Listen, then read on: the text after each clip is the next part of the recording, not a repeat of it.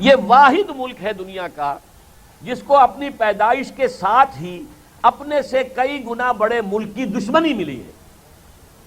بھارت ہمارے ساتھ ہی آزاد ہوا نا، ایک دن کا فرق ہے، ہم 14 اگست کو آزاد ہو گئے، وہ 15 اگست کو ہوئے، اور وہ ہم سے بہت بڑا ہے، اور اس کے گھٹی میں پاکستان دشمنی پڑی ہوئی ہے۔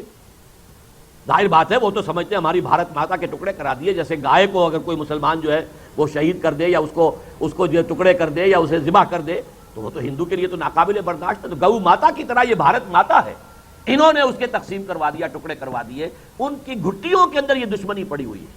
اور پاکستان کے آئندہ کے ساری پالیسی جو ہے اس کا ایک اہم کارنر سٹون یہ تھا کہ بھارت سے کیسے بچے، ختم ہو گئی۔ نمبر 2، بھارت کے سامنے سر جھکا دو۔ اپنے دماغ میں کوئی خناس ہے برابری کا تو نکال کے پار کرو، اب تم برابر نہیں ہوگا۔ پریگمیٹزم کو سامنے رکھو، ریئلزم کو سامنے رکھو، کہاں تم کہاں بھارت، اس کے سامنے سر جھکاؤ اور زیادہ سے زیادہ 10 گنا نیپال بن جاؤ۔ نیپال علیحدہ ملک ہے نا، وہاں کوئی بادشاہ صاحب بھی بیٹھے ہوئے ہیں، ان کی بھی کوئی انتخابات ہوتے ہیں، الیکشن ہوتا ہے، کوئی وزیر اعظم بھی ہوتا ہے، لیکن ہے کیا؟ تو بھارت کا تو فیلی، تمہارا رقبہ بڑا ہے 10 گنا۔ اس وقت جو مشرقی پاکستان ہے وہ بھی کوئی 5 گنا نیپال بنا ہوا ہے، 4 گنا ہوگا بس، ورنہ ہر معاملے کے اندر جیسے ہمارے ہاں IMF اور ورلڈ بینک کے لوگ بیٹھے ہوتے ہیں، وہ پالیسیز ڈکلیئر کرواتے ہیں، اسی طرح وہاں پر ہر جگہ ہندوستانی لوگ بیٹھے ہوئے اور وہ طے کرواتے ہیں۔ اس لیے کہ یہ حکومت جو ہے ظاہر بات ہے کہ یہ مجیب کی بیٹی کی حکومت ہے، لہذا اس کا نتیجہ جو نکلنا چاہیے وہ ہے اس وقت۔ تو تم بھی بس اب عقل کے ناخن لو اور اپنی یہ برابری بھارت کے ساتھ جو خناس تمہارے دماغ میں ہے اسے نکال کے تم نکال دو اس کانٹے کو۔ نمبر 3، کشمیر کو بھول جاؤ، فرگٹ اباؤٹ کشمیر۔ بلکہ اب تو اگر بھارت لائن آف کنٹرول کو مستقل سرحد مان لے تو بہت غنیمت سمجھنا۔ ہم وہاں انہی کا ایک کارندہ جو ہے کہہ گیا ہے اگر بھارت نے حملہ کیا تو ہم مدد کو نہیں آئیں گے، صاف کہہ کے گئے۔ ویسے پہلے بھی وہ کبھی مدد کو نہیں آئے، نہ 65 میں آئے نہ 71 میں آئے۔ 71 میں خیر اس درجے میں آئے تھے کہ نکسن نے باقاعدہ ہاٹ لائن کے اوپر کوسیجن سے کہا تھا کہ اب یہ جنگ ختم ہونی چاہیے۔ مغربی پاکستان کے بچ جانے میں اس وقت امریکہ کا دخل ہے، اس کو ہمیں تسلیم کرنا چاہیے، ورنہ ہمارے ڈیفنسز جو ہیں ختم ہو چکے تھے۔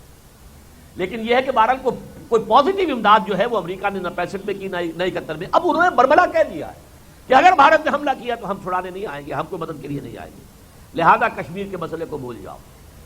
تمہیں اپنی کشمیر کے بھی لالے پڑ جانے چاہیے، اور اگر بھارت مان لے لائن آف کنٹرول کو مستقل سرحد تو اسے بہت بڑی کامیابی سمجھو۔ نمبر 4، جہادی تحریکوں پر پابندی لگاؤ۔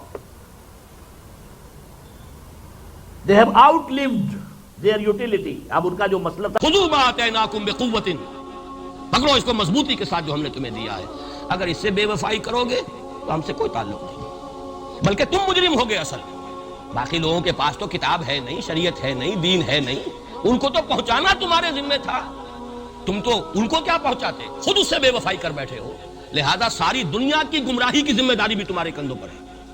یہ ہے وہ جرم جس کی بنا پر سزا ملے گی، سزا کے مستحق ہیں ہم، اور ہم میں سب سے بڑھ کر عرب ہیں جن کی مادری زبان عربی ہے، جن کو صرف نحو پڑھنے کی ضرورت نہیں قرآن سمجھنے کے لیے، وہ تو از دل خیزت بر دل ریزت، براہ راست کمیونیکیشن قرآن سے ہو رہی ہے۔ وہ بے وفائی کریں تو ظاہر بات ہے مہا مجرم وہ ہے۔ لیکن پھر غیر عرب مسلمانوں میں اس وقت روئے ارضی پر سب سے بڑی مجرم قوم 10 کروڑ مغربی پاکستانی، یہ میں ڈنکے کی چوٹ کہہ رہا ہوں اور بہت عرصے سے کہہ رہا ہوں، اس لیے کہ ہم وہ لوگ ہیں کہ جنہوں نے اسلام کے نام پر ملک بنایا۔ کوئی ملک دوسرا دنیا میں اس وقت اسلام کے نام پر نہیں بنا۔ ہم وہ لوگ ہیں پاکستان بنانے کے لیے لاکھوں جانیں مسلمانوں کی کلمہ گوؤں کی گئیں اور ہزاروں عصمتیں لوٹی، اور نہ معلوم کتنی مسلمان لڑکیاں اور عورتیں جو ہے رہ گئی پھر بھی ہمیشہ ہی سکھوں کے پاس، اور وہ آئی نہیں پاکستان اس اسلام کے نام پر۔ اور کیا کیا ہے ہم نے؟ 46 برس ہو گئے، اس کہاں اسلام ہوا؟ لہذا اس سے بڑی مجرم قوم عربوں کے بعد ہم یہ کہہ سکتے ہیں ہمارا عام آدمی قرآن نہیں پڑھتا، قرآن جانتا نہیں، ٹھیک ہے، اپلی ہے کچھ نہ کچھ، اس اعتبار سے ان کے بعد نمبر ہمارا ہے، لیکن باقی پوری دنیا کے مسلمانوں سے بڑھ کر مجرم ہیں۔ اور ہم اصل میں نہ صرف یہ کہ خود اپنے حصے کے مجرم ہیں، بھارت کے مسلمانوں کا بھی سارا وبال ہماری گردن پر ہے۔ آج میں چاہتا ہوں کہ اس کو آپ اچھی طرح نوٹ کر لیں۔ بھارت کے مسلمانوں نے، جسے آپ فرض کفایہ کہتے ہیں، نماز جنازہ فرض کفایہ، چند لوگوں نے بھی کسی مسلمان کی نماز پڑھ لی تو سب کی طرف سے ادا ہوگی، کسی نے بھی نہیں پڑھی تو سب مجرم ہو جائیں گے، بستی کے سب لوگ مجرم ہیں۔ بھارت کے مسلمانوں نے فرض کفایہ ادا کیا جب پاکستان بنوا دیا آپ کو، اور اس کی قیمت آج بھی وہ دے رہے ہیں، کھلے نعرے لگ رہے ہیں مسلمان کے دو استھان، پاکستان یا قبرستان، تیسرا کوئی جگہ نہیں۔ ڈنکے کی چوٹ کہا بابری مسجد کے بعد ایل کے اڈوانی نے، ہم ساری مسجدیں گرا دیں گے ہندوستان میں، کوئی مسجد باقی نہیں چھوڑی۔ ڈنکے کی چوٹ اعلانیہ، یہ سب کچھ ہو رہا ہے، اور یہ نعرے تو نامعلوم کب سے لگ رہے ہیں، اور نامعلوم کب سے میں یہاں ان مسجدوں کے اندر بھی اور اپنی تقریروں میں غور کرتا رہا کہ کیا وہاں ہو رہا ہے، لیکن ہمارے تو کان پر جوں نہیں ریگتی۔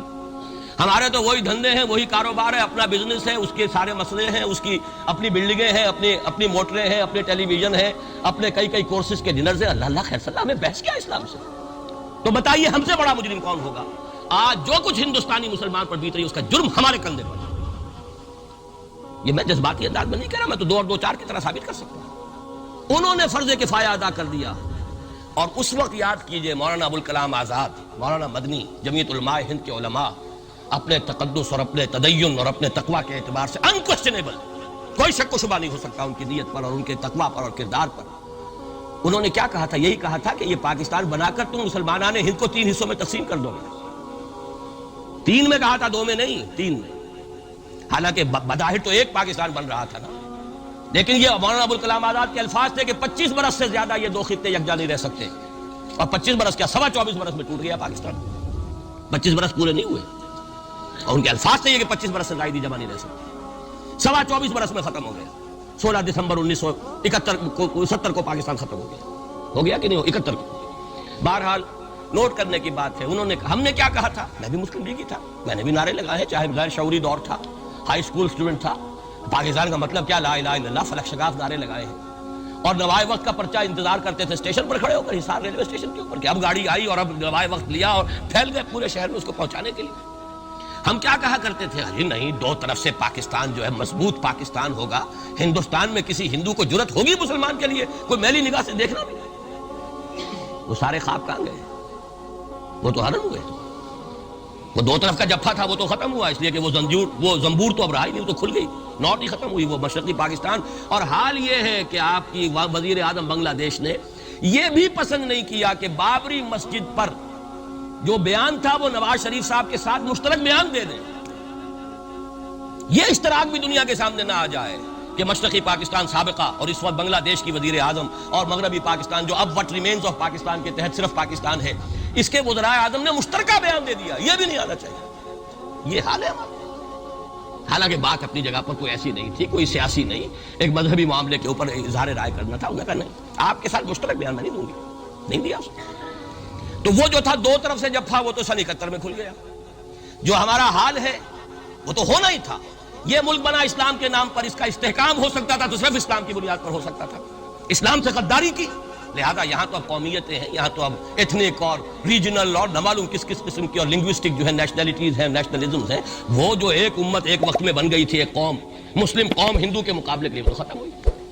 اور حال کیا ہو گیا ہے؟ اس سے پہلے بھی کبھی کبھی ہندو مسلم فسادات ہوتے تھے، کیا سندھ سے مسلمان نہیں پہنچ جاتا تھا وہاں ریلیف کے لیے؟ کیا پنجاب سے اور سرحد سے مسلمان نہیں جاتے تھے؟ بہار نہیں گئے تھے؟ کیا کانپور کی مسجد شہید ہوئی تھی 1915 میں تو پوری ہندوستان سے مسلمان نہیں پہنچے؟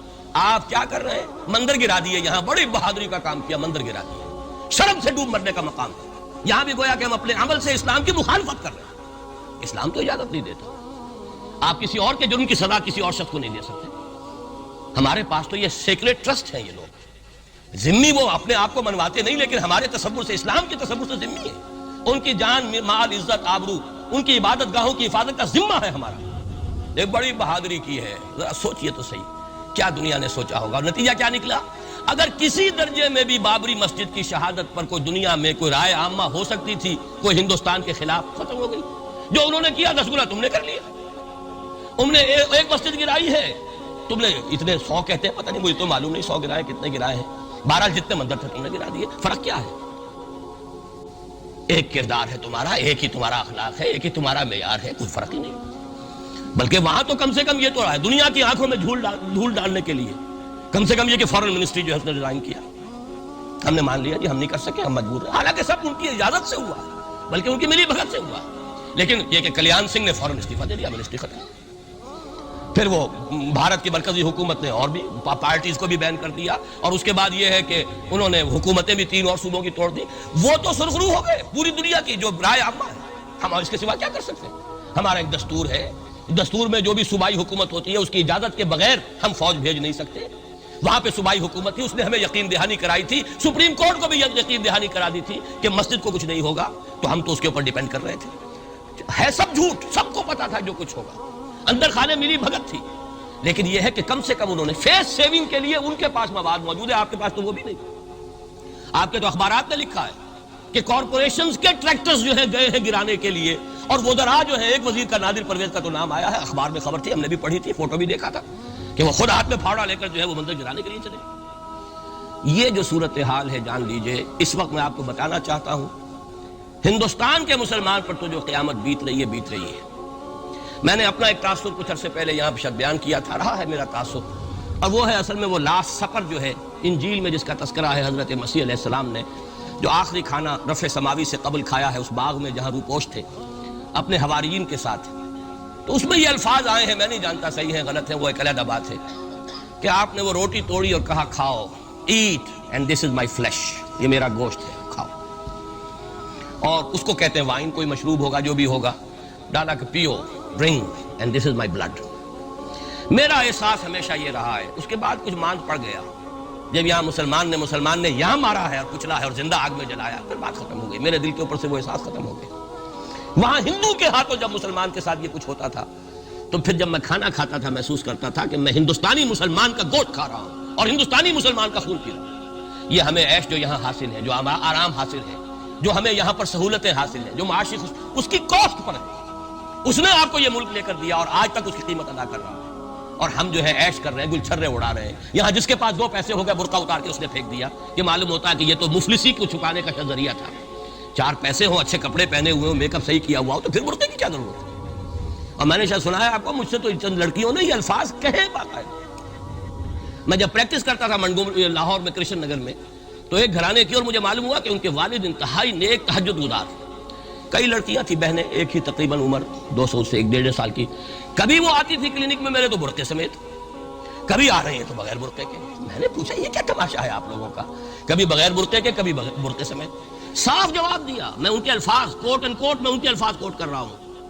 ڈاکٹر صاحب جب ہمیں کوئی میک اپ کرنے کا، کپڑے بدلنے کا موقع نہیں ملتا تو ہم برقع پہن لیتے، اور جب ہمیں موقع ملتا پھر ہم برقع کائے کو پہنتے. تو گویا کہ اس کو چھپانے کا ذریعہ برقع ہے کہ کپڑے میلے ہیں، میک اپ نہیں کیا تو لہذا برقع پہن لیا. یہ ہے حال پاکستان میں اسلام کا جو ہم نے بنایا ہے. تو میں جو کچھ دیکھ رہا ہوں وہ یہ ہے کہ ہندوستان میں تو قیامت، اب وہاں جو آفیشیل فگرز ہیں 1000 1200 کتنے ہیں، لیکن کم سے کم 10,000 آدمی، اور اب یہ چین ہے فسادات کی. کل کے اخبار میں احمد آباد کی تھی، کبھی کہیں ہے کبھی کہیں ہے. اور واقعہ یہ ہے کہ تبصرے یہ ہو رہے ہیں کہ ہندو فنڈامنٹلزم از آن دی رائز. یہ جو کچھ ہوا ہے، جتنا بھی اس کے اندر ان کو گرایا گیا ہے، ان کی حکومتیں گرائی گئی ہیں، اس سے انہیں تقویت حاصل ہو رہی. They are getting stronger and stronger. Congress کے لیے اب اپنی جو ہے جان بچانی مشکل ہے، اور اس وقت سب سے بڑا ان کے لیے جو ہو گیا وہ یہ ہے کہ وہ کمیونسٹوں کی سپورٹ کے بغیر چل نہیں سکتے. اور کمیونسٹ جو ہے وہ ان کی جو اس وقت وہ امریکہ کے زیر اثر جو اپنی اکنامک پالیسیز چینج کر رہے ہیں اس کا ساتھ دینے کو تیار نہیں. تو یہ ڈائلیما ہے. جبکہ ادھر جو ہے وہ بالکل جو ہندو ذہن ہے وہاں کا ریوائولسٹ ذہن وہ پوری طریقے سے پائے. تو اب اس وقت میں اس کے حوالے سے عرض کر رہا ہوں کہ ہندوستان اور پھر پاکستان کو علیحدہ نہ سمجھیے، اس لیے کہ ہندوستان کو اگر انہوں نے مسلمانوں سے یا اسلام سے خالی کرا لیا تو پھر ان کے بعد ان کا ٹارگٹ جو ہے پاکستان تو ہے ہی ہے. ہم تو ان کے ٹارگٹ نمبر 1 ہیں. ذہناً انہوں نے کبھی پاکستان کو تسلیم نہیں کیا. اور ہمارا اب ساتھی ہے کون؟ اللہ پر تو نہ یقین نہ اس سے ہمارا تعلق. جو معاملہ نہ دارت سخن آشنا نہ باشد. اللہ سے تعلق کیا ہے ہمارا؟ اللہ سے کون سی دوستی ہے؟ اللہ کیوں ساتھ ہے ہمارا؟ ہم تو مجرم ہیں نمبر 1 اس کے. اور باقی دنیا میں جن پر سہارا تھا، جن پہ تکیہ تھا، وہی پتے ہوا دینے لگے. وہ تو بالکل امریکہ کی پالیسی معلوم ہوتی ہے کہ ہمیں تو ہاتھ پاؤں باندھ کر جیسے ہندو کے سامنے ڈال دیا. کبھی وہ ٹیررسٹ اسٹیٹ قرار دینے کی دھمکی آ جاتی ہے، فیلرز کی شکل میں آ جاتی ہے. یہ فیلرز دیے جاتے ہیں اس لیے تاکہ بات پہنچ جائے. اگر صرف بات اس طریقے سے انڈائریکٹلی پہنچنے سے مطلوبہ مقصد حاصل ہو جائے تو خامخواہ براہ راست کہنے کی ضرورت کیا ہے؟ مطلب تو حاصل ہو. سب نے سجدہ سہو کیا ہوا ہے. ہمارے ہاں ہر ادارہ سجدہ سہو کر چکا امریکہ کے سامنے، ٹوٹل سرنڈر. اور یہ بات جو قاضی حسین احمد صاحب کہہ رہے ہیں 100% درست کہہ رہے ہیں، 100% درست کہہ رہے ہیں. ٹوٹل سرنڈر، چاہے وہ بے نظیر ہو، چاہے وہ نواز شریف ہو، اور چاہے وہ کوئی اور ادارہ ہو آپ کا، جو یہاں پہ قوت کا اصل سرچشمہ ہے اور منبع ہے، سب کے سب 100% جو ہے اس کے سامنے سجدہ کر چکے ہیں۔ یہی وجہ ہے کہ وہ بے نظیر کا ساتھ نہیں دے رہے۔ بے نظیر کا ساتھ کائے کو دے؟ اگر نواز شریف ان سے بڑھ کر، ہم بھی ہیں دربار کے، اگر یہ کہنے کے لیے وہ ان سے بڑھ کر تیار ہو تو اسے کیا ضرورت پڑی ہے؟ اس کی کون سی کوئی رشتہ داری ہے بے نظیر کے ساتھ یا کسی اور کے ساتھ؟ ہاں اگر نواز شریف کہیں کسی جگہ پر بھی کوئی اپنے پاؤں کو گھسیٹتا، ڈریگ کرتا، اپنے فیٹ کو کہیں کوئی رکاوٹ ڈالتا، پھر ٹھیک ہے، پھر اس کو آلٹرنیٹ لانے کے لیے تو کوئی ہے نا کوئی سوال۔ لیکن جب وہ ان سے بڑھ کر نیاز مند ہو، ان سے زیادہ بڑھ کر سجدہ کرنے کو تیار ہو، ان سے بڑھ کر کہیں ہم شریعت کورٹ ہی کو اٹھا کے پھینک دیں گے، اگر سود کا معاملہ جو ہے شریعت کورٹ کے حوالے سے ہمارے لیے مصیبت بنا، سود تو دیں گے، چلے گا، لائیے خدا کے لیے لائیے، پیسہ لے کے آئیے، ہمارے ملک میں آئیے، پیسہ لگائیے۔ اور یہ سود وود کا یہ کوئی مولوی لوگ ہیں پاگل جو کہتے ہیں کہ یہ کوئی حرام ہے، اور کوئی پاگل ہمارے ساتھ وہ کورٹ والے بیٹھے ہوئے تھے جنہوں نے اسے کہہ دیا کہ بینک انٹرسٹ بھی جو ہے ربا ہے۔ باقی آپ ہم سے کوئی ڈر نہ رکھیے، میرے اسلام کو اب قصہ ماضی سمجھو، ہنس کے وہ مس بولی کہ پھر مجھ کو بھی راضی سمجھو، سیدھی سیدھی بات ہے۔ جھگڑا تو اسلام سے تمہارے سے تو نہیں، نہ بے نظیر سے جھگڑا ہے اور نہ نواز شریف سے جھگڑا ہے، جھگڑا اسلام سے۔ اس حوالے سے بہت برا وقت آ رہا ہے، اور اس میں ایک پہلو میں اور چاہتا ہوں کہ آپ حضرات کے سامنے بیان کر دوں۔ پوری دنیا میں تو فنڈامنٹلسٹ مشہور ہو گیا مسلمان، پوری دنیا کا ذرائع ابلاغ لگے ہوئے ہیں۔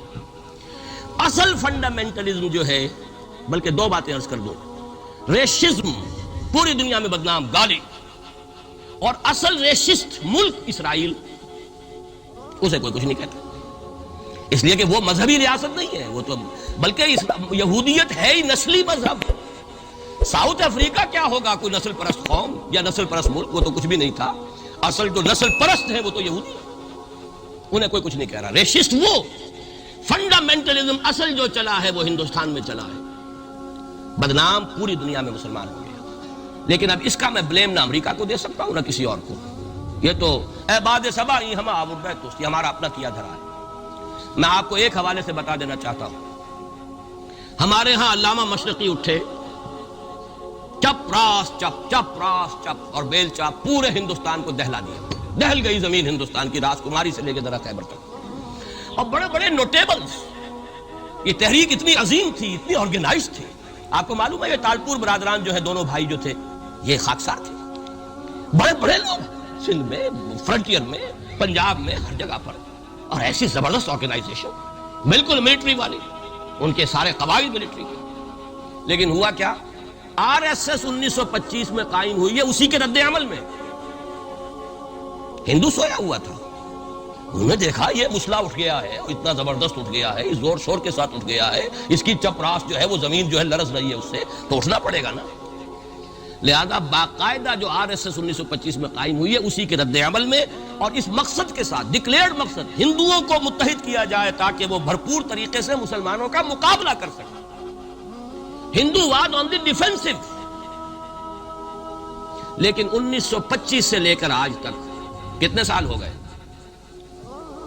67 برس تک ایک جماعت کا حوصلہ دیکھیے، اس کا ظرف دیکھیے، آج تک سیاست میں حصہ نہیں، پاور پالیٹکس سے کوئی تعلق۔ 67 لانگ ایئرس، اتنی فالوئنگ ہے کہ ویسٹ میں تو اتنی موٹی موٹی کتابیں چھپی ہیں، شکاگو یونیورسٹی سے اتنی موٹی کتاب تھی، برادرہڈ ان سیفرن، آر ایس ایس کے اوپر ڈاکومنٹ۔ 25 لاکھ ان کا اس وقت کارڈر موجود ہے جو کہ ان کا ٹرین ہے، والنٹیئر۔ لیکن وہ جماعت الیکشن میں نہیں آئی، کچھ اپنے اثر کے تحت کچھ اور لوگوں کو لڑو، اور آپ نے نام بھی نہیں سنا ہوگا، اس کے 3 امیر یا گرو جو ہے گزر چکے ہیں، تیسرا ہے اس وقت۔ پہلا ڈاکٹر بالی رام ہیجواڑ، کسی نے نام سنا آج تک؟ کوئی پرسنل پبلسٹی کی کوشش کی، اس نے کام کیا۔ دوسرا مہادیو گولوالکر گرو جی، کسی نے نام بھی نہیں سنا ہوگا۔ اس وقت کون ہے؟ بالا صاحب دیورس۔ یہ 3 ان کی عمارتیں کہہ لیں یا جو بھی کہہ لیں، خلافتیں ہیں جو آئی ہیں، اور ایسا منظم نظام ہے، لیکن کہیں سیاست میں نہیں۔ ہمارا فنڈامنٹلسٹ سیاست کے میدان میں آ کے زیرو ہو چکا۔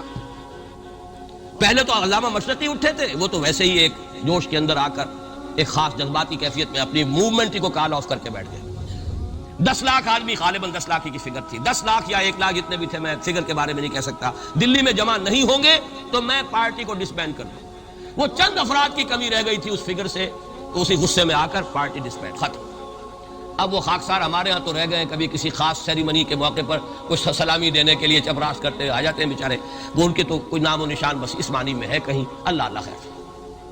اصل فنڈامنٹلسٹ آرگنائزیشن جماعت اسلامی ابھری، لیکن اس نے پاکستان میں آتی پاور پالیٹکس کے اس کے اندر اپنے آپ کو دفن کر کے زیرو کر دیا، وہاں یہ معاملہ چل رہا ہے۔ یہ ہے اصل میں جو فرق آپ کو سمجھ آتا ہے۔ یہ 1925 یہ جو دوسری جماعتیں ہیں، وی ایچ پی ہے، وشوا ہندو پریشد، یہ اس کی ایک ذیلی تنظیم ہے، جیسے جماعت اسلامی کی ذیلی تنظیمیں ہیں اسی طرح کی ذیلی تنظیم ہے۔ آر ایس ایس خود کبھی نہیں آئی پالیٹکس میں، اور 2 مرتبہ تاریخ میں اس کو بین کیا جا چکا ہے ہندوستان میں، کیونکہ آر ایس ایس کا آدمی تھا جس نے گاندھی کو اسیسینیٹ کیا تھا 1948 میں، دی پارٹی واز بینڈ۔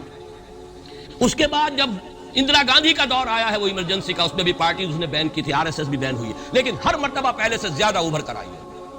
اور آج یہ سب کے سب وی ایچ پی والے، بی جے پی والے، یہ سب در حقیقت آر ایس ایس کے آدمی، اور یہ ان کا ڈکلیئرڈ ایم اب بن چکا ہے، اور حالات جو ہیں ہم اس سزا کے بالکل مستحق ہو چکے ہیں۔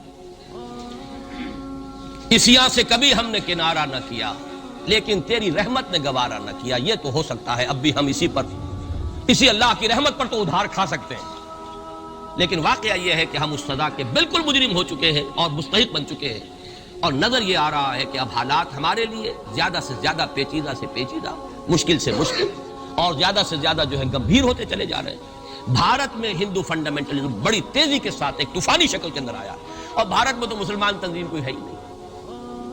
آپ کے شاید علم میں آیا 2 جماعتیں بین کر دی، جماعت اسلامی بین۔ ارے جماعت اسلامی بھارت کی جو اصل جماعت ہے وہ تو ایک علمی کام کرنے والی، دعوتی کام کرنے والی، قرآن مجید کے تراجم شائع کی سیاست میں تو ہے ہی نہیں ہوا، لیکن یہ کہ اس کا اور سوال ہی پیدا نہیں ہوتا ٹیررزم کا یا کسی درجے میں بھی کوئی اس طرح کی ایکٹیویٹی جماعت اسلامی، لیکن وہ ہے نا کہ وہ ترازو کا ایک پلڑا اگر ادھر 3 کو بین کیا تو ادھر بھی 2 تو ہو کم سے کم، وہ جماعت اسلامی بین ہو۔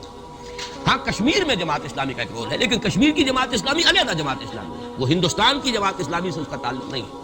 جیسے پاکستان کی جماعت اسلامی، مشرقی پاکستان یا بنگلہ دیش کی جماعت اسلامی، ہندوستان کی جماعت اسلامی اور کشمیر کی جماعت، یہ 4 علیحدہ ہیں بالکل، ان کا آپس میں تنظیمی رابطہ کوئی نہیں۔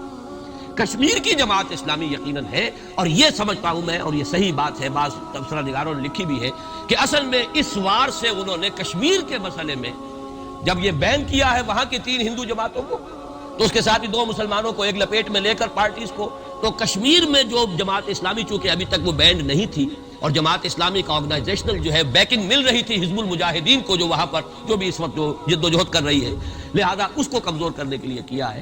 لیکن یہ کہ ہندوستان میں کوئی مسلمانوں کی لیڈرشپ ہے ہی نہیں، سارے قائدین تو پاکستان بنا کے پاکستان آ گئے تھے، رہ تو گئے تھے وہاں پہ وہی جمعیت علماء ہند کے لوگ، اس وقت بھی سنبھالا ہے تو انہوں نے سنبھالا، مولانا حفظ الرحمان سہارمی نے سنبھالا ہے، مولانا ابوالکلام آزاد نے کچھ سنبھالا دیا جتنا بھی دے سکے ہیں، باقی مسلم لیگی تو سبھی آ گئے تھے، وہاں سے رہ کون گیا تھا؟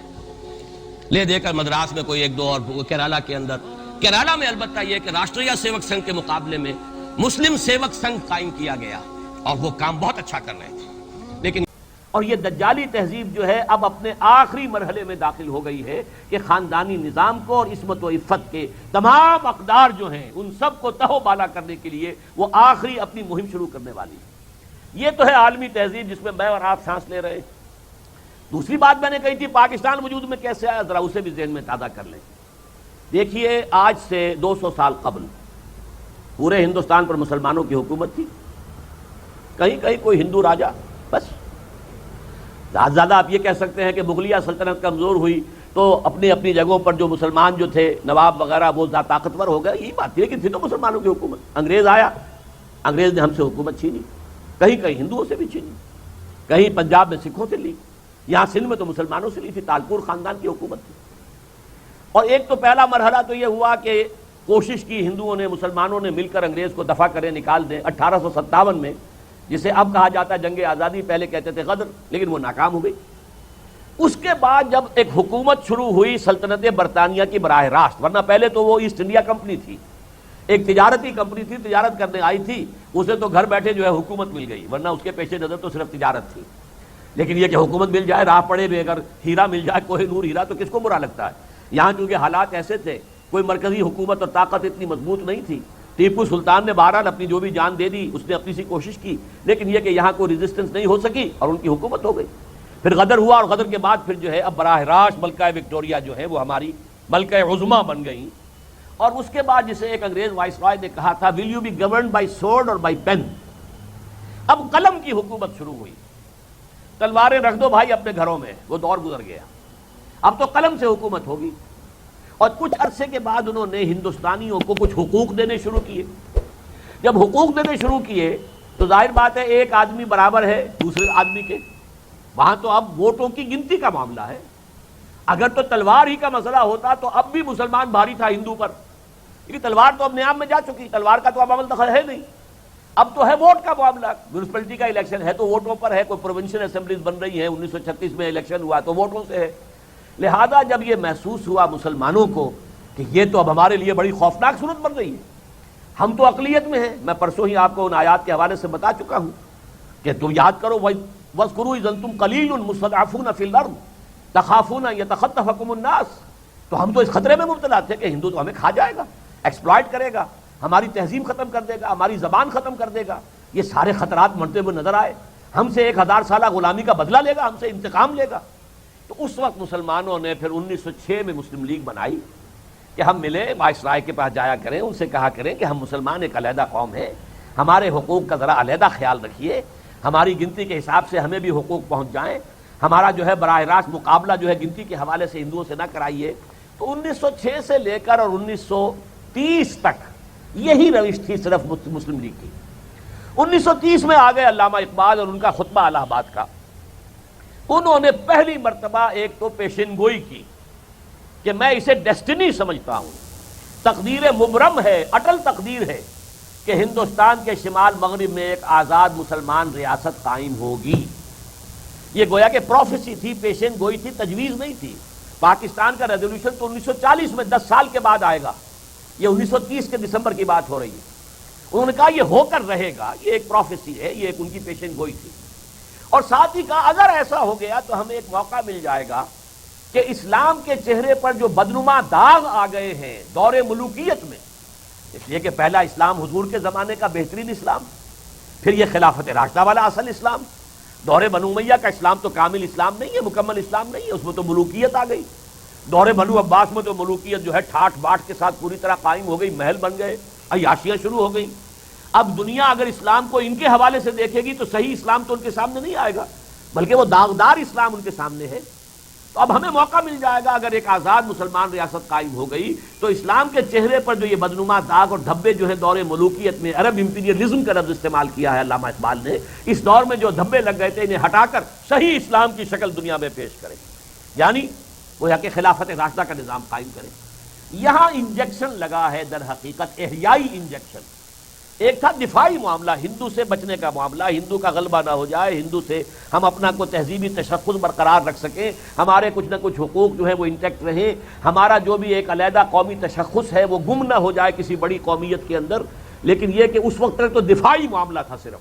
اب علامہ اقبال نے انجیکشن لگا دیا اس میں، جیسے آپ دیکھتے ہیں نا کئی اسپتال میں کوئی مریض پڑا ہوا ہے، گلوکوز کی بوتل لگی ہوئی ہے، پھر اسی کی جو وہ نلکی جا رہی ہے اسی میں انجیکشن لگا دیتے ہیں کوئی، وہ اسی کے ساتھ ساتھ وہ انجیکشن جو ہے اسی گلوکوز کے ساتھ یہ وہ انجیکشن کی دوا بھی اندر پہنچ گئی. تو علامہ اقبال نے اس خالص دفاعی جو ایک جد و جہد ہو رہی تھی مسلم لیگ کے تحت، اس میں احیاء اسلام کا ایک انجیکشن لگایا. اور شاعری میں تو خیر انہوں نے احیاء اسلام کی بڑی خبریں سنائیں، اور سنا ہے یہ قدسیوں سے میں نے وہ شعر پھر بیدار ہوگا. تو یہ جو چیزیں کہی تھی انہوں نے، جیسے کہ 2 شعر میں نے آپ کو پہلے بھی سنائے ہیں کہ تمہاری تہذیب اپنے خنجر سے آپ ہی خودکشی کرے گی، جو شاخ نازک پہ آشیانہ بنے گا وہ ناپائیدار ہوگا. اور مسلمانوں سے کہا کہ سبق پھر پڑھ صداقت کا، شجاعت کا، عدالت کا، لیا جائے گا تو اس سے کام دنیا کی امامت کا. اور یہ کتاب ملت بیضا کی پھر شیرازہ بندی ہے، یہ شاخ ہاشمی کرنے کو ہے پھر برگ و بر پیدا. تو ایک رنائسنس اسلام کا احیاء کا جو خواب ہے وہ علامہ اقبال نے اس تحریک پاکستان میں شامل کر دیا، تحریک مسلم لیگ میں. تحریک پاکستان تو وہ 1940 میں بنی.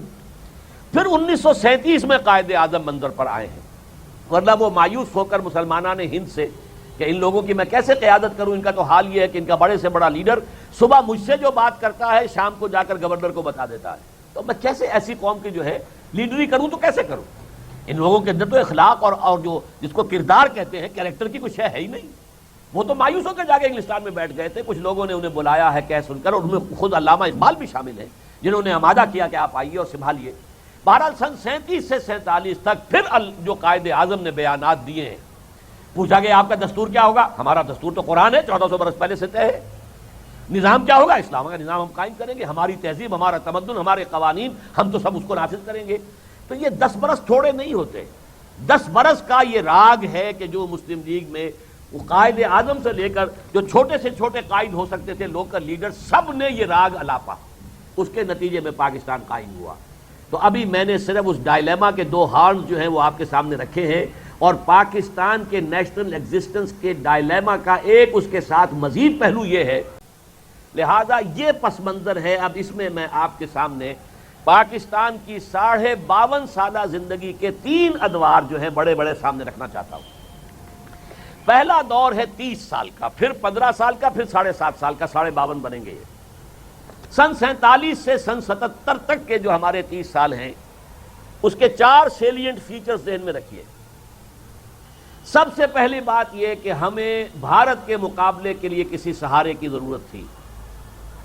ہم نے اپنے آپ کو اٹیچ کر لیا امریکہ کے ساتھ، اور ہماری ساری پالیسیز اس کے مطابق بن گئیں۔ کولڈ وار میں ہم نے روس کے خلاف امریکہ کے ایجنٹ ہونے کا کردار ادا کیا۔ ہمارے ہاں سے U2 فلائی کر کے گیا تھا، جس پر شدید دھمکی دی تھی کرسچیف نے، یاد ہوگا آپ کو، بڑا بیر سے وہ گیا تھا، انہوں نے اپنا اڈا یہاں بنایا ہوا تھا۔ بہرحال وہ اس کا ایک پس منظر ہے، وہ میں آپ کو سادہ ترین الفاظ میں بتا دوں، اور سادہ ترین انسان کی زبانی۔ یہ سن 53 کی بات ہے، میں اس وقت جمعیت طلبہ کا ورکر تھا اور ناظم اعلیٰ تھا۔ لاہور آئے وزیر اعظم پاکستان، اس وقت کون تھے؟ خواجہ ناظم الدین، نہایت شریف انسان، سیدھا سادہ شریف آدمی۔ گورنر ہاؤس میں طلبہ کا ایک وفد لے کر ان سے ملنے گیا۔ اس زمانے میں ایک تجویز چل رہی تھی، میڈو، امریکن اسپانسرڈ تھی، مڈل ایسٹ ڈیفنس آرگنائزیشن، کہ یہ جو روس کے جنوب میں جو مسلمان ممالک ہیں، یہ مل کر ایک متحدہ محاذ بنا لیں تاکہ روس کی ایکسپینشن نہ ہو سکے، کمیونزم جو ہے نیچے کی طرف نہ آ سکے۔ MEDO, Middle East Defence Organisation. میں گیا تو میں نے پہلے تو باتیں کی، کچھ طلبہ کے مسائل تھے، کچھ ملک کی سیاست کے اور مسائل تھے۔ اس زمانے میں آپ کو یاد ہوگا کہ وہ تحریک چلی تھی، اینٹی قادیانی تحریک، اور لاہور میں مارشل لا لگا تھا، اس طرح کی مختلف باتیں۔ آخر میں نے کہا کہ صاحب اب ہم کچھ بات آپ سے میڈو کے بارے میں کرنا چاہتے ہیں، یہ آپ کس قسم کے معاہدے میں پاکستان کو جکڑ رہے ہیں؟ خواجہ صاحب نے بڑی سادگی میں، نہیں دیکھیے یہ آپ کا کام نہیں، آپ طالب علم ہیں، یہ آپ سے متعلق مسئلہ نہیں ہے۔ تو مجھے اس وقت اللہ نے کیسی کوئی ہمت دے دی، میں نے کہا، سردار عبدالرب نشتر بھی ساتھ ہی موجود تھے، انہوں نے ہی تعارف کرایا تھا کہ یہ اسلامی جمعیت طلبہ جو ہے یہ جماعت اسلامی کا اسٹوڈنٹ ونگ ہے۔ انہیں پتہ نہیں تھا کہ یہ کہاں سے آئے ہیں، آپ کسی دارالعلوم سے آئے ہیں، کہاں سے آئے ہیں۔ یہ خواجہ ناظم الدین سے ہمارا تعارف کرایا ان الفاظ میں کہ یہ جماعت اسلامی کا اسٹوڈنٹس ونگ ہے، یہ اسلامی جمعیت طلبہ، یہ اس کے لڑکے ہیں۔ خیر، میں نے اس وقت کہہ دیا کہ جناب خواجہ صاحب، آپ تو یہ ہمیں ان بندھنوں میں باندھ کے چلتے بنیں گے، بعد میں ملک ہم نے سنبھالنا ہے، تو آپ ہمیں بتائیے تو صحیح کہ آپ ہمیں کن جکڑ بندیوں کے اندر جو ہے وہ باندھ رہے ہیں۔ اس شخص کی سادگی کا یہ نقشہ آج بھی میری نگاہوں کے، اچھا ٹھیک ہے، اچھا ٹھیک ہے، فوراً بات کرنے کی۔ یہاں پہلے کہتے نہیں، آپ طالب علم ہیں، آپ کا اس سے کیا سروکار، یہ حکومت کا یہ فورن پالیسی کا مسئلہ ہے، آپ سے اس کا کیا تعلق؟ لیکن میرے اس جملے پر فوراً موم ہو گئے۔ اچھا دیکھیے، اب انہوں نے 3 جملے کہے۔ دیکھیے، پنڈت جی تو نہیں چاہتے نا کہ پاکستان قائم رہے، پنڈت جی، پنڈت نہرو، پنڈت جی تو نہیں چاہتے نا کہ پاکستان قائم رہے، یہ صغرا ہے۔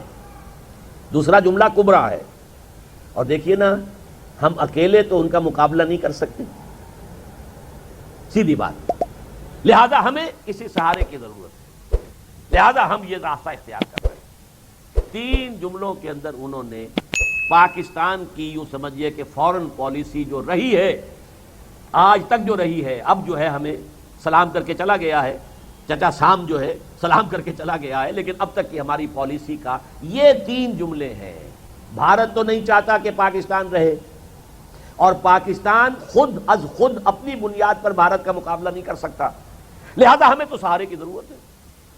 وہ سہارا ہم نے تلاش کیا ویسٹ کا، مغربی بلاک کا، اگرچہ اس میں ایک اضافی فیکٹر یہ تھا مذہبی، کہ یہ جو کولڈ وار ہو رہی تھی اس میں امریکہ یا اس کے جو الائز تھے یورپین، ان میں مذہب کی اس درجے نفی نہیں تھی جتنی کہ کمیونزم میں ہوتی تھی۔ کمیونزم میں تو مذہب کو عوام کی افیون کہا گیا، it's the opium of the masses, اخلاق کے لیے کوئی بنیاد ہے ہی نہیں، وہ تو معاشی حالات کے ساتھ اخلاقی قدریں بدل جاتی ہیں۔ تو گویا کہ الحاد اپنی آخری درجے میں کمیونزم میں تھا، اب وہ ویسٹ کے اندر بھی چاہے الحاد تھا، مغربی تہذیب تھی، عبادیت تھی، پھر بھی مذہب ان کے ہاں کسی درجے میں چرچ ہیں، لوگ جاتے ہیں، خاص طور پر امریکہ میں تو آج بھی چرچ آباد ہیں، یورپ میں اور انگلستان میں تو وہ بالکل غیر آباد ہو چکے ہیں، لیکن امریکہ میں اب بھی آباد ہیں۔ تو اس پہلو سے بھی ہمارا جو ہے ایک زیادہ مناسبت قائم ہوتی تھی مغربی بلاک کے ساتھ۔ تو بہرحال پہلی بات اہم کیا ہے کہ ہم نے اپنے آپ کو باندھ لیا اور مغربی بلاک اور خاص طور پر امریکہ کے گھڑے کی مچھلی بن گئے۔ نمبر دو، اب یہ ذرا تھوڑی سی تلخ بات سامنے آ رہی ہے، ہمارے ہاں پاکستان میں جن لوگوں کے ہاتھ میں حکومت آئی، جو ٹاپ ایلیٹ تھے، چاہے وہ ہمارے سیاستدان ہوں، نواب ہیں، نوابوں کی تو تعلیم بھی ہوتی تھی مغرب میں، امریکہ میں پڑھ کے آتے تھے، وڈیروں کی اولاد، نوابوں کی، قوانین کی، ان سب کی، چاہے سیاستدان تھے، چاہے بیوروکریٹس تھے، چاہے ٹیکنوکریٹس تھے، چاہے ملٹری کا ٹاپ براس تھا، یہ سب مغربی تہذیب کی پیداوار تھے۔ وہی تعلیم، وہی ان کی سوچ، وہی ان کے نظریات۔ گلا تو گھونٹ دیا اہل مدرسہ نے تیرا، کہاں سے آئے صدا لا الہ الا اللہ۔ لہذا ان کا رجحان تو دین کی طرف تھا ہی نہیں۔ پاکستان بنا دین کے نام پر، اور 10 سال کی تقریریں قائد اعظم کی اور تمام مسلم لیگ کی لیڈروں کی جو ہے وہ اسلام اسلام اسلام اسلام اسلام پر رہی، لیکن حکومت جن کے ہاتھ میں آئی ہے ان کا تو اسلام سے کوئی عملی سروکار تھا ہی نہیں۔ مغربی فکر، مغربی تہذیب، مغربی سوچ بچار، مغربی لباس، مغربی رہن سہن، ہر شہر ان کی مغربی تھی۔ لہذا عملاً پاکستان بھی سیکولرزم ہی کے رستے پر چلا، عملاً۔ بعد میں عرض کر دوں گا کہ اس میں جو تھوڑے بہت رکھنے ہوئے وہ کیا ہیں۔ نمبر 3، لیکن ہمارے مڈل کلاسز میں وہ جو تحریک پاکستان کا اسلام اسلام اسلام کا نعرہ لگا تھا، علامہ اقبال کی شاعری نے جو سور پھونک دیا تھا، ہمارے ہاں علماء دین کا جو عمل دخل تھا، ان کے جو اثرات تھے، پھر کچھ دینی تحریکیں سامنے اٹھی، تبلیغی جماعت اور جماعت اسلامی ایک خاص انداز میں کام کر رہی تھی، تبلیغی جماعت، جماعت اسلامی جو ہے وہ ایک اپر لیول پر کام کر رہی، ان سب کا رجحان تھا کہ یہاں اسلام آنا چاہیے۔ لہذا ایک کشاکش ہے کہ جو پورے اس 30 سالوں کے دوران جاری رہی ہے، کہ ایک طرف ہے رولنگ ایلیٹ جس کے رجحانات ہیں سیکولر، مغربی، ملحدانہ تہذیب ان کی وہی ہے، جیسے کہ بے نظیر کہتی ہے کہ اسلامی سزائیں تو وحشیانہ ہیں۔ آخر یہ جملہ ایک زبان سے نکلا، وہ بھی ایک وڈیرا خاندان کے چشم و چراغ ہے، مغرب سے تعلیم حاصل کیا، آکسفورڈ میں پڑھی ہے، تو ذہن تو اس کا وہی ہے۔ اس حوالے سے یہ کانفلکٹ پاکستان کے اندر مسلسل جاری رہا، لیکن یہ ضرور ہوا کہ جو مذہبی طبقات تھے انہوں نے کچھ نہ کچھ نظری طور پر دین کی باتیں منوا لی۔ نمبر 1، قرارداد مقاصد پاس ہو گئی۔ اب آپ اندازہ کیجئے، قرارداد مقاصد سیکولرزم کے خلاف اعلان بغاوت ہے، اگرچہ وہ قرارداد آج تک جس کو کہا جائے کہ امپلیمنٹ کیا جائے، اس کے مطابق پورا نظام بنا، وہ نہیں ہوا ابھی تک۔ نظام ہمارا بالفعل سیکولر چل رہا ہے، اسلامی قوانین کی تنفیذ ہم کرنے کو تیار نہیں ہے، آج تک بھی نہیں ہے۔ لیکن یہ کہ بہرحال قرارداد مقاصد پاس ہوئی تو ایک اچیومنٹ تو ہو گئی نا۔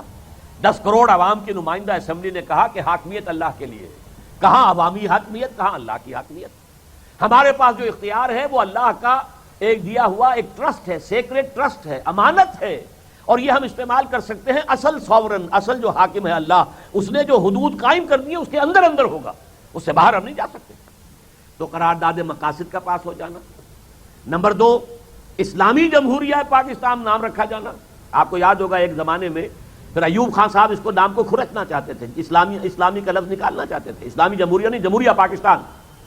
لیکن یہ کہ چونکہ یہاں مذہبی عناصر تھے، عوام میں ان کی کچھ نہ کچھ پذیرائی تھی، چاہے الیکشن میں ان کی نمائندگی نہیں ہوتی خاص، اس لیے کہ یہاں تو اکثریت جو ہے عظیم، جو ہمارے ووٹروں کی تعداد ہے، وہ تو وڈیروں اور جاگیرداروں کے تھمب کے نیچے ہے، ان کے انگوٹھے کے نیچے ہے۔ لہذا دینی جماعتوں کو الیکشن کے اندر کوئی خاص پذیرائی حاصل نہیں ہوتی۔ 3 4 آدمی آ کر زیادہ زیادہ 10 15 20 آدمی 300 کے ہاؤس میں، اب وہ کیا کریں گے؟ کچھ بھی نہیں کر سکے، ایفیکٹو نہیں ہو سکے۔ لیکن یہ کہ عوام میں تو ان کا عمل دخل تھا، لہذا یہ ایوب خان جیسا ڈکٹیٹر بھی وہ اسلامی جمہوریہ پاکستان کے نام میں سے اسلامی نہیں نکال سکا۔ پھر یہ کہ پہلے علماء بورڈ بنا، اس کے بعد کاؤنسل آف اسلامک آئیڈیالوجی بنا دی گئی کہ وہ جائزہ لیتی رہے گی قوانین جو ہے ان میں غیر اسلامی کون کون سے ہیں، ان کو کیسے اسلامی بنایا جائے۔ وہ آج تک بھی قائم ہے کاؤنسل آف اسلامک آئیڈیالوجی۔ پھر ایک دفعہ بھی آ گئی 227 دستور کے اندر کہ یہاں کوئی قانون جو ہے وہ اس قرآن اور سنت کے منافی نہیں ہو سکتا، لیکن اس کو جو ہے امپلیمنٹ کرنے کا کوئی راستہ اس میں بیان نہیں کیا گیا، بلکہ یہ کہا گیا آئیڈیالوجی کاؤنسل جو ہے بس وہ غور کرتی رہے گی بس۔ لہذا کاؤنسل آف اسلامک آئیڈیالوجیز کی جو رپورٹیں ہیں، سفارشات ہیں، ان کی جو الماریاں تو بھر گئیں، وزارت قانون میں، وزارت داخلہ میں، وزارت امور مذہبی میں الماریاں بھری ہوئی ہیں ان کی سفارشات کی، اور کروڑوں روپیہ لگا ہے اس اسلامک آئیڈیالوجی کاؤنسل پر، لیکن نتیجہ کچھ بھی نہیں۔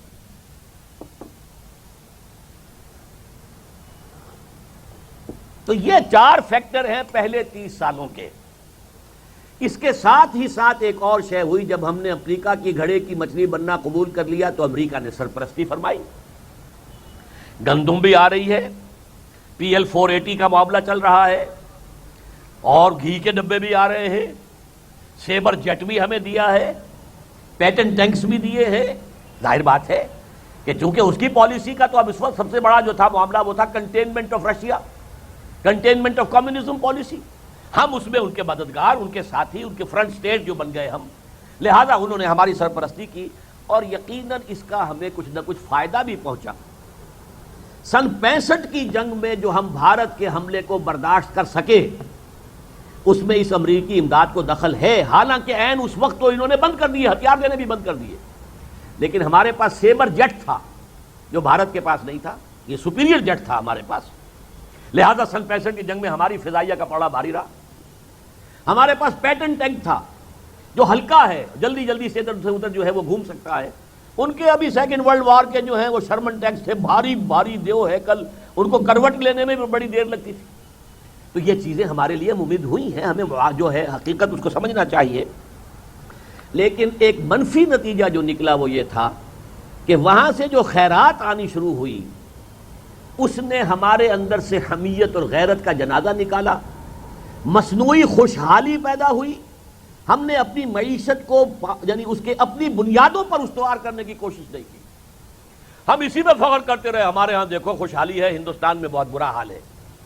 کوئی سیاح آتا ہے پاکستان سے ہندوستان جاتا ہے تو کہتا ہے کہ میں تو ایک ترقی یافتہ ملک سے ایک بہت پسماندہ ملک میں آ گیا ہوں، بڑے خوش ہو گئے ہم۔ کوئی ہندوستان سے ہو کر پھر پاکستان میں آتا کہتا کہ میں تو ایک بہت ہی پرانے اور پسماندہ ملک سے ایک ترقی یافتہ ملک میں آ گیا ہوں، ہمیں خوشی ہو گئی۔ لیکن ہماری جو ہے اصل معیشت اپنی بنیادوں پر کھڑی نہیں ہو رہی تھی، بلکہ یہ گویا کہ ان کی امداد کے طفیل ہمارے ہاں ایک مصنوعی خوشحالی پیدا ہوئی۔ یہ ہے پہلے 30 سال۔ اب آئیے اس کے بعد سن 77 سے سن 92 تک کے 15 سال۔ ان 15 سالوں میں عالمی سطح پر بعض واقعات بڑے اہم ہوئے۔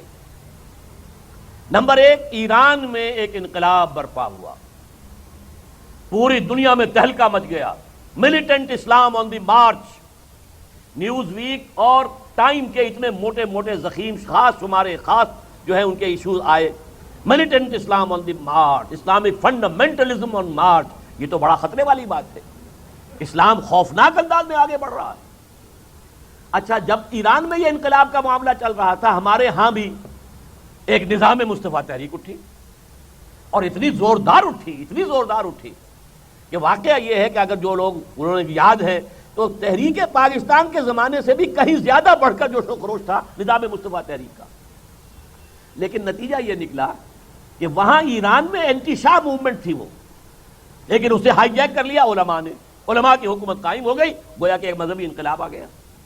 ہمارے ہاں علماء اور مذہبی جماعتیں ڈیوائیڈڈ تھیں، اگرچہ ٹوکن ایک علامتی طور پر تو صدر بنایا گیا تھا مفتی محمود صاحب کو، لیکن یہ کہ حقیقت میں تو یہ جماعتیں انہیں اپنا لیڈر ماننے کو تیار نہیں تھی۔ کیا مولانا نورانی انہیں اپنا لیڈر مان سکتے تھے؟ نہیں۔ پھر یہ کہ پگاڑا صاحب اور اصغر خان صاحب وہ کیا حقیقت مولانا مفتی محمود صاحب کو وہ اپنا لیڈر مان سکتے تھے؟ لہذا یہاں جو ہے آرمی آ گئی، اس نے ہائی جیک کر لیا۔ لیکن جس نے ہائی جیک کیا ضیاء الحق، پھر اس نے 11 برس تک یہاں پر اسلام اسلام اسلام اسلام اسلام کا نعرہ لگایا، کیا چاہے کچھ نہیں، لیکن یہ کہ ایک جوش، ایک خروش، ایک ولولہ، ایک جذبہ لوگوں کے اندر، ایک امید کہ اسلام آئے گا۔ ایک طرف ایران کا انقلاب، دوسری طرف یہ، اور تیسری طرف عظیم ترین واقعہ جو ہوا وہ افغانستان کا جہاد۔ افغانستان کے جہاد میں چونکہ اب پھر امریکہ آیا، امریکہ کو روس سے بدلہ لینا تھا ویتنام کی شکست کا، وہاں سے بھاگنا پڑا تھا، اسے دم دبا کر بھاگنا پڑا تھا، رشیا سے بدلہ لینا تھا، اور اپنے مد مقابل کی جو قوت تھی 2 سپر پاور سے اس کا بیڑا غرق کرنا تھا۔ اس نے جب دیکھا کہ افغانوں کے اندر ایک جذبہ حریت ہے، وہ غلامی کو قبول نہیں کر سکتے، وہ اپنی جان پر کھیل جائیں گے، جانیں دیں گے، اس نے اسلحہ دیا، پیسے دیے، اس نے سٹنگر میزائل بھی دے دیا، جو اس وقت تک کہیں وہ باہر لایا ہی نہیں تھا، ابھی وہ اس کا چھپا خزانہ تھا، لیکن وہ بھی دے دیا۔ نتیجہ یہ ہوا کہ اس کا جو نتیجہ نکلا وہ یہ کہ رشیا کو دم دبا کر بھاگنا پڑا، ویتنام کا جو ہے بدلہ بھی لے لیا، اور دوسرے یہ کہ جو رشین جو یو ایس ایس آر تھا اس کی تحلیل ہو گئی۔ لیکن اس سے پوری دنیا میں جہاد کا غلغلہ، مسلح جہاد، یہ جو آج جو جہادی تحریکیں فنڈامنٹلسٹ ملیٹنٹس، ان کے خلاف جو بھی پورا مغرب جو ہے شور مچا رہا ہے، تو یہ سارا کا سارا جوش اور جذبہ، جیسے کہ ہمارے اس وقت کے جو چیف ایگزیکٹو ہیں انہوں نے کہا بھی ہے، تو آپ کا پیدا کرنا ہے، آپ نے افغانستان میں ان سب کو جو ہے پالا ہے، پوسا ہے، ان کو پیسے دیے ہیں، ان کو ہتھیار دیے ہیں، ان کو سہارا دیا ہے، یہ سارا کام تو آپ نے کیا ہے۔ ہمیں تو لینے کے دینے پڑ گئے، ہمیں تو کلاشنکوف کلچر ملا ہے، ہمیں ہیروئن کلچر ملا ہے اس کی وجہ سے، لیکن یہ ہے کہ اب آپ اپنا مطلب پورا کر کے جو ہے چاہتے ہیں کہ ان کے خلاف ہم کو اقدام کریں، تو یہ ہمارے لیے ممکن نہیں ہے۔ ابھی تک تو وہ اس موقع پر قائم ہے، کب تک قائم رہیں گے یہ میں نہیں کہہ سکتا۔ بہرحال یہ جو چیزیں ہوئی اور اس جہاد افغانستان سے جو غلغلہ جہاد کا بلند ہوا، اس کا سب سے بڑا گہوارہ پاکستان بن گیا۔ امریکی اسلحہ گیا تو پاکستان کے تھرو، امریکی پیسہ گیا تو پاکستان کے تھرو، پوری دنیا سے، مصر سے مجاہدین آ رہے ہیں تو پاکستان کے راستے داخل ہو رہے ہیں، سوڈان سے آ رہے ہیں تو پاکستان کے راستے افغانستان جا رہے ہیں، پوری دنیا سے جو بھی آیا، الجزائر سے آ رہے ہیں، کہاں سے آئے ہیں، سعودی نوجوان آیا ہے، اس نے جانیں دی ہیں یہاں پر۔ اس وقت تو ایسے ہو گیا تھا جیسے خالص اسلامی جہاد ہے، اور یہ خالص اسلامی جہاد جو ہے عالمی سطح پر اسلام کا غلغلہ جو ہے اور غلبہ ہو جائے گا، اس کا ذریعہ بن جائے گا۔ یہ ہے ایک طرف کا معاملہ ان 15 سالوں کے دوران۔ اچھا، یہاں بھی پاکستان اب بن گیا فرنٹ سٹیٹ، پاکستان کنڈوٹ تھا، افغان جہاد کا پیسہ اسلحہ سب اس کے تھرو جا رہا تھا، لہذا امریکہ نے اپنی نگاہیں ادھر کر لی۔ اچھا تم چاہو چلو تم اپنا ایٹمک جو ہے ڈیولپ کر لو، جو بھی کرنا ہے، آنکھیں بند، غزے بصر۔ ہمیں ایک موقع مل گیا کہ ہم نے اس میں فائدہ اٹھا کر، ورنہ اگر یہ صورت نہ ہوتی تو یہ ہمارے ہاں اس ایٹمک ڈیولپمنٹ کو کسی قیمت پر بھی امریکہ نہ ہونے دیتا۔ وہ تو جو ہنری کسنجر نے کہا تھا بھٹو کے بارے میں کہ ہم تمہیں ایک عبرتناک مثال بنا دیں گے، جب بھٹو نے یہ کہہ دیا تھا کہ ہم گھاس کھا لیں گے لیکن ایٹم بم ضرور بنائیں گے۔ سن 74 میں چونکہ دھماکہ کر دیا تھا بھارت نے، تو اس کے مقابلے میں وہ چاہتے تھے کہ ہم بھی دھماکہ کریں، لیکن یہ کہ ابھی ہمارے پاس اس کا ساز و سامان بھی نہیں تھا۔ لیکن اب یہ ہے کہ امریکہ نے جو ہے اپنا منہ ادھر کر لیا کہ اچھا جو تمہیں کرنا ہے کر لو، بنا لو جو بنانا ہے۔ اس کے علاوہ اس دور میں وہ جو میں نے کہا تھا کہ اسلامی اور سیکولر کی جو کشمکش چل رہی تھی، اس میں بھی کچھ اسلام کے اعتبار سے ضیاء الحق صاحب نے پیش قدمی کی۔ پہلا کام یہ کیا کہ قرارداد مقاصد ابھی تک وہ تھی پری ایمبل میں، دیباچے میں تھی، اسے اٹھا کر دستور میں دفعہ 2(2)(a) اب وہ گویا کہ آپریٹو کلوز ہے پاکستان کے دستور کا، یہ ایک قدم ہو گیا۔ اور آگے نمبر 2 انہوں نے یہ کیا کہ فیڈرل شریعت کورٹ قائم کر دی کہ وہ جائزہ لے گی کہ کون سے قوانین اسلامی ہیں کون سے غیر اسلامی ہیں، اور جس کو غیر اسلامی قرار دے دے گی فیڈرل شریعت کورٹ وہ نل اینڈ وائڈ ہو جائے گا، اس کی جگہ پر اسلامی قانون بنانا۔ اگر کوئی معاملہ جو ہے وہ مرکزی حکومت کا ہے تو مرکزی حکومت بنائے، اور اگر کوئی پروونشل معاملہ ہے تو پروونشل حکومت بنائے۔ یہ ایک بہت بڑا قدم تھا، اگرچہ ضیاء الحق صاحب نے 2 ہتھکڑیاں پہنا دی، 2 بیڑیاں ڈال دی۔ دستور پاکستان تمہارے دائرے سے خارج، جوڈیشل پروسیجرل لاز، یعنی جسے ہم کہتے ہیں کہ یہ جو ہے ضابطہ دیوانی اور ضابطہ فوجداری، یہ بھی تمہارے دائرے سے خارج، مسلم فیملی لاز بھی تمہارے دائرے سے خارج، مالی معاملات بھی 10 سال تک کے لیے تمہارے دائرے سے خارج۔ تو یہ اگرچہ غیر مؤثر رہی فیڈرل شریعت کورٹ، جیسے کہ کونسل آف اسلامک آئیڈیالوجی غیر مؤثر رہی، آج بھی وہ 3 بیڑیاں تو اس کو پڑی ہوئی ہیں، 2 ہتھکڑیاں اور 1 بیڑی۔ ایک بیڑی کھل گئی تھی کیونکہ وہ 10 سال کے لیے تھی، اب مالی قوانین 10 سال تک جو ہے تمہاری دسترس سے باہر رہیں گے۔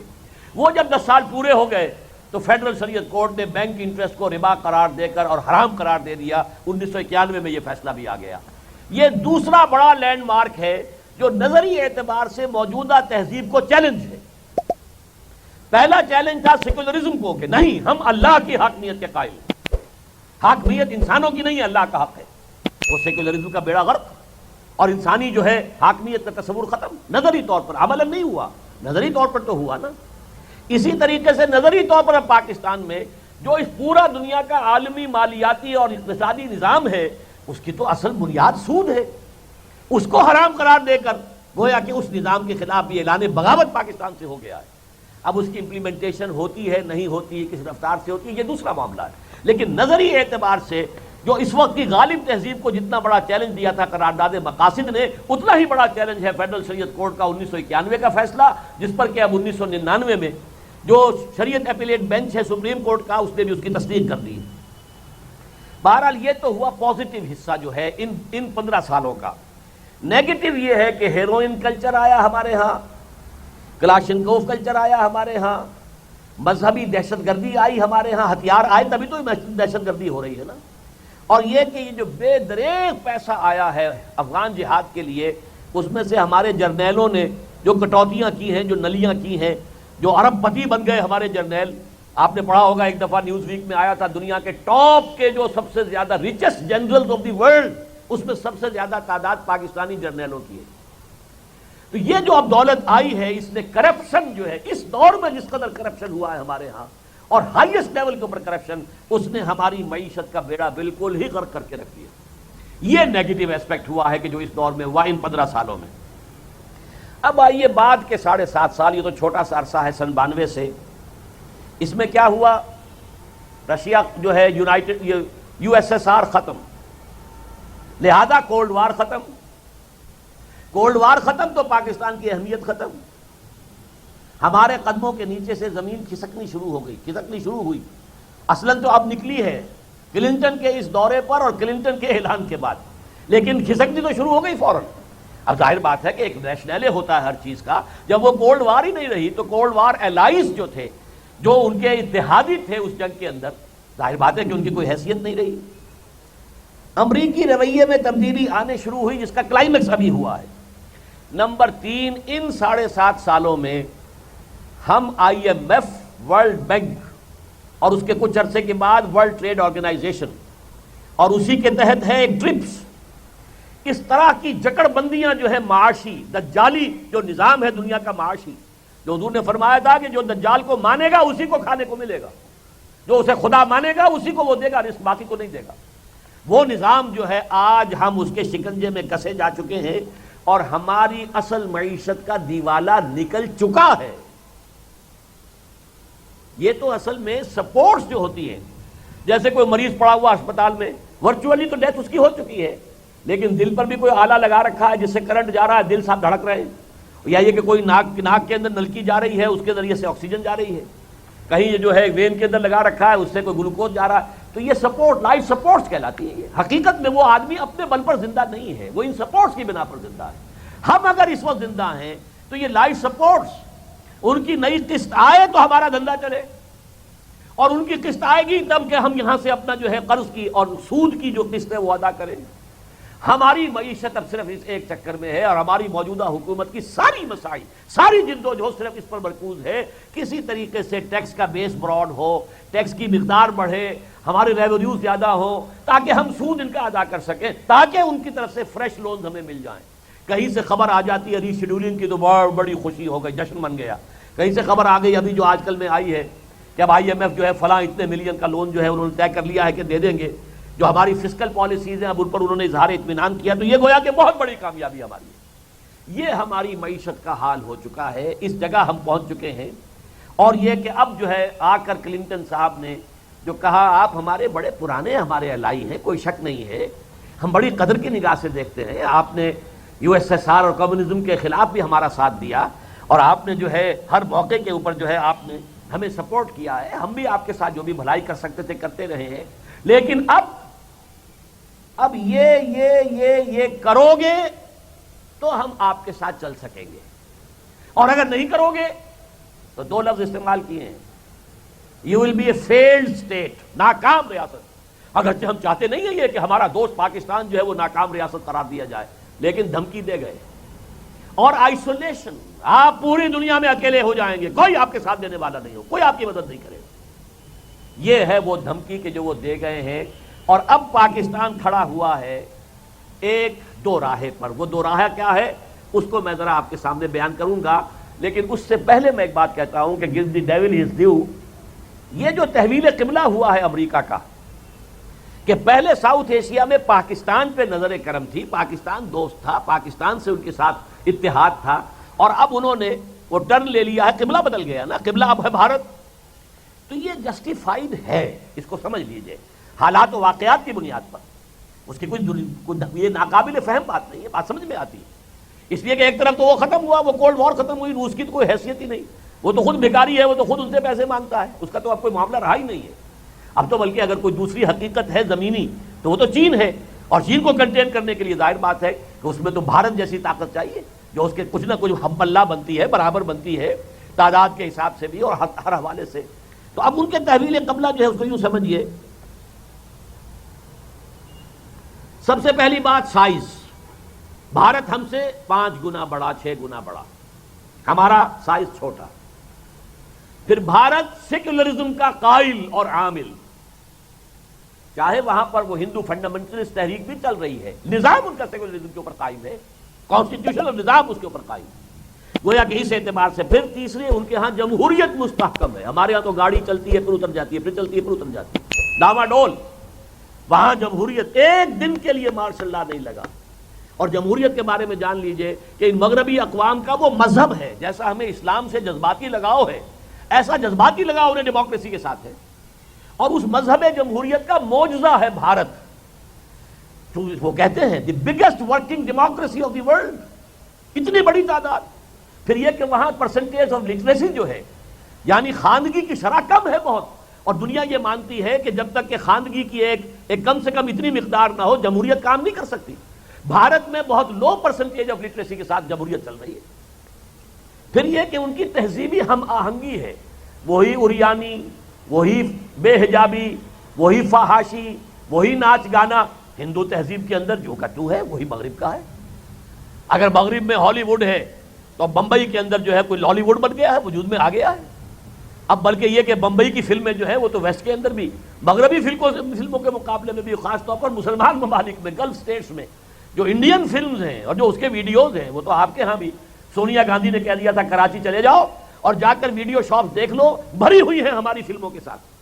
تو ہم نے کلچرلی تو پاکستان کو پہلے ہی پسند کر لی، فتح کر لیا، ہم تو اس کو جو ہے وہ ہمارا مفتوح علاقہ ہے۔